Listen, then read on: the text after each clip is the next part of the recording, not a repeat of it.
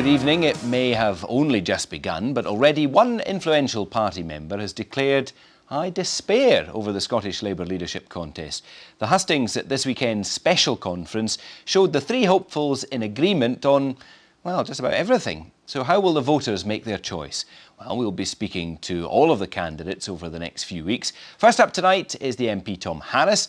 I'll hear from him in a moment. First of all, here's our own David Allison. Tom Harris is elected to serve in the Tom Harris has been an MP since the 2001 general election, the high point of his political career being made a junior transport minister in 2007.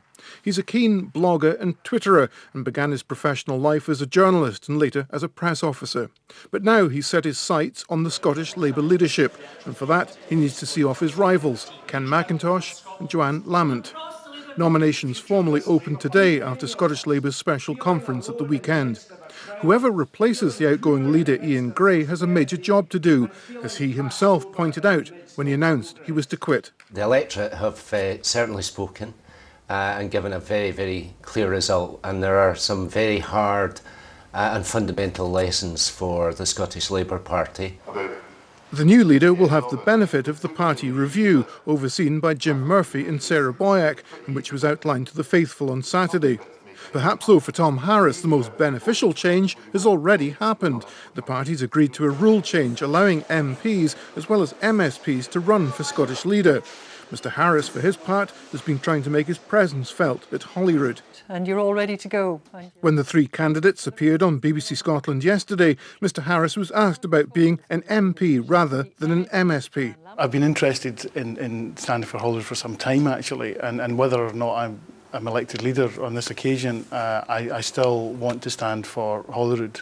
Tom Harris recently told the Herald newspaper that the leadership election was a life or death matter for the party because it was conceivable that Scottish Labour could stop being relevant in the next few years. Well, Tom Harris is here. Now, let's just pick up on that life or death comment.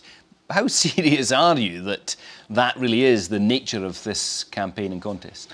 I don't think it could be any more serious. I think this particular internal party election will be looked back on from the future as the moment when the union was either saved or destroyed. I think it is that. You think that's in the hands of the Labour Party?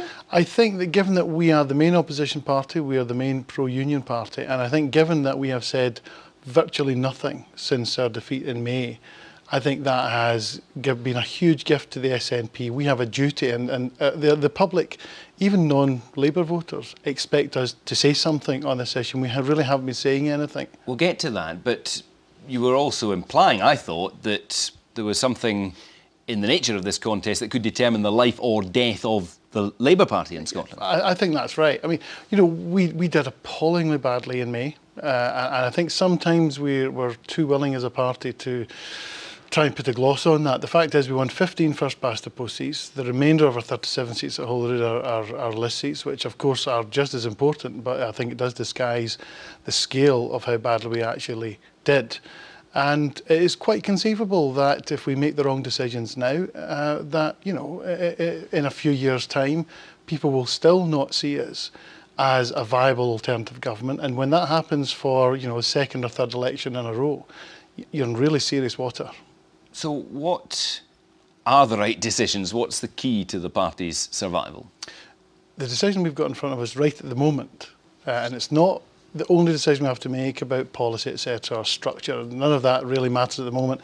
We're deciding now who's going to lead the Scottish Party, and I have to tell you, I am not that interested in being the leader of the Scottish Labour Party. It's a funny thing for a contender to Absolutely, say. Because I am interested, extremely interested in being First Minister.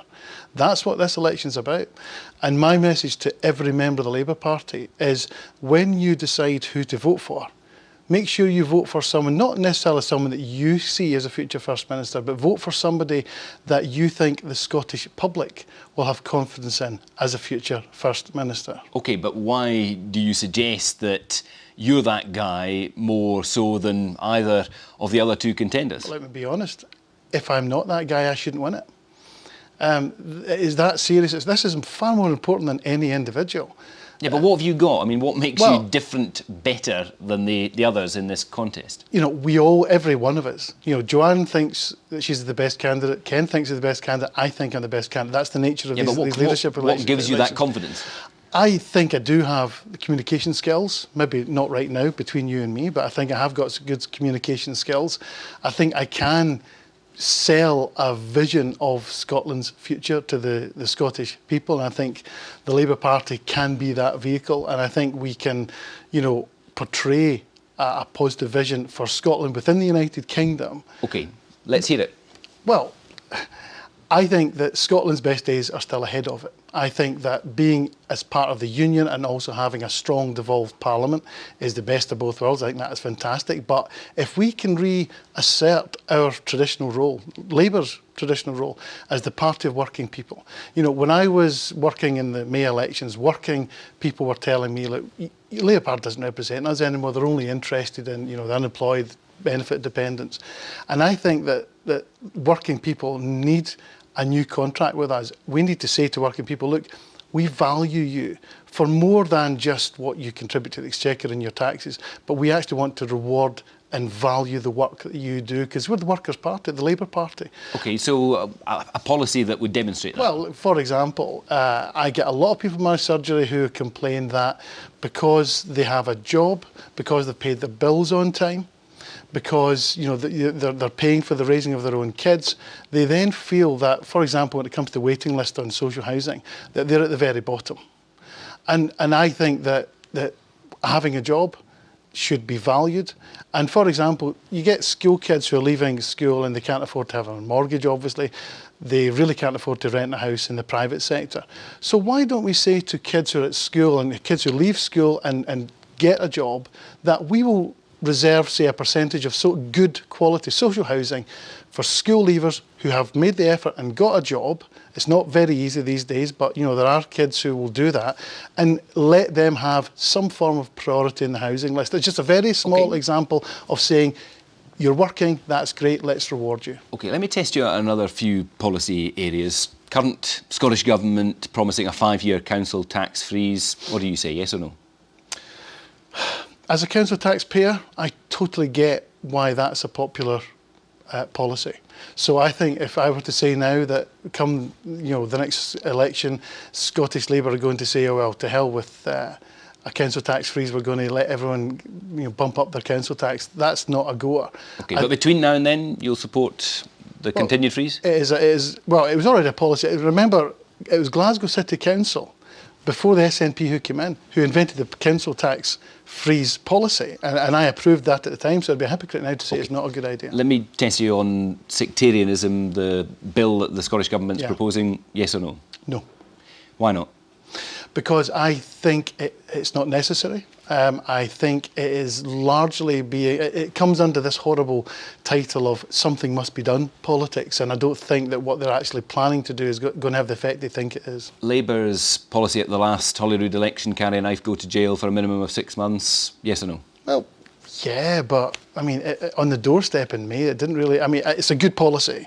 And for those people who are living with knife crime, it's important, but it didn't resonate with the majority of Scots. But I think on its own, it's a good policy, but it has to be within, you know, a wider framework of criminal law. Would you propose to lead a no-no campaign when Alex Salmond and the Scottish Government hold their referendum?